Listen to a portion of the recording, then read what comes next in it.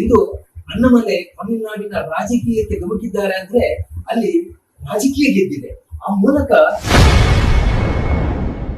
கர்நாடகாவை சேர்ந்த நபர் ஒருவர் பாஜக மாநில தலைவர் அண்ணாமலை ஐபிஎஸ்-ஆக இருக்கும் பொழுது எடுத்த புகைப்படத்தை தனது சலூன் கடையில் வைத்துள்ள வீடியோ இணையத்தில் வெளியாகி தமிழக பாஜகவினர் மத்தியில் நெகிழ்ச்சியை ஏற்படுத்தியுள்ளது.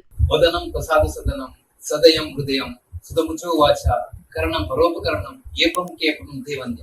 ಇದರ ಅರ್ಥ ಇಷ್ಟೇ, ನಮ್ಮ ಮುಖ ಯಾವಾಗಲೂ ಮಂದಸ್ಮಿತವಾಗಿರ್ಬೇಕು, ನಗುನಗುತ್ತಾ ಇರಬೇಕು, ಹೃದಯ ಪ್ರಶಾಂತವಾಗಿರ್ಬೇಕು, ನಾವು ಮಾಡುವ ಕೆಲಸ ಪರೋಪಕಾರಿಯಾಗಿರ್ಬೇಕು. ಇಂಥ ಒಂದು ಒಳ್ಳೆಯ ವಿಷಯಗಳನ್ನು ಯಾರು ಅಳವಡಿಸ್ಕೊಳ್ತಿದ್ದಾನೋ ಅವನು ಒಳ್ಳೆಯ ಮನುಷ್ಯ ಅಂತ ಹೇಳಲಿಕ್ಕೆ ತುಂಬಾ ಸಂತೋಷ ಪಡ್ತೇನೆ. ಅಂಥದ್ದನ್ನು ನಾವು ಮಿಸ್ಟರ್ ಅಣ್ಣಾಮಲೈಯವರಲ್ಲಿ ಕಾಣಬಹುದು. ಯಾಕೆ ಹೇಳ್ತೇನೆ ಅಂತ ಹೇಳಿದ್ರೆ, ಯದಾ ಯದಾ ಹಿ ಧರ್ಮಸ್ಯ ಗ್ಲಾನಿರ್ಭವತಿ ಭಾರತ ಅಭ್ಯುತ್ಥಾನಾಂ ಅಧರ್ಮಸ್ಯ ತದಾತ್ಮನಾಂ ಸೃಜಮ್ಯಹಂ ಪರಿತ್ರಾಣಾಯ ಸಾಧುನಾಂ. ಹೀಗೆ ಶ್ರೀಕೃಷ್ಣನು ಭಗವದ್ಗೀತೆಯಲ್ಲಿ ಹೇಳಿರುವಂತೆ ಅಧರ್ಮ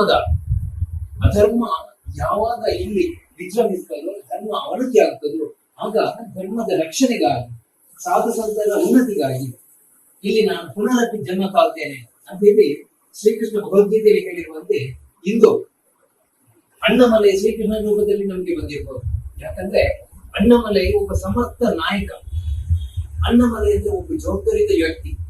ಅಣ್ಣಾಮಲೈ ನಮ್ಮ ತುಳುನಾಡಿನ ಕಾರ್ಕಳದಲ್ಲಿ ಅಥವಾ ಉಡುಪಿಯಲ್ಲಿ ಅಥವಾ ಚಿಕ್ಕಮಗಳೂರು ಜಿಲ್ಲೆಯಲ್ಲಿ ಪೊಲೀಸ್ ಇಲಾಖೆಯಲ್ಲಿ ಕರ್ತವ್ಯದಲ್ಲಿದ್ರು ಅವರು ಅದನ್ನು ತನ್ನ ಸ್ವಂತ ಕೆಲಸ ಅಂತ ಮಾಡಿಕೊಂಡು ಅದರಲ್ಲಿ ಶ್ರದ್ಧೆ, ಬದ್ಧತೆ ಮತ್ತು ಶುದ್ಧತೆಯನ್ನು ಕಾಪಾಡಿಕೊಂಡಿದ್ದವರು.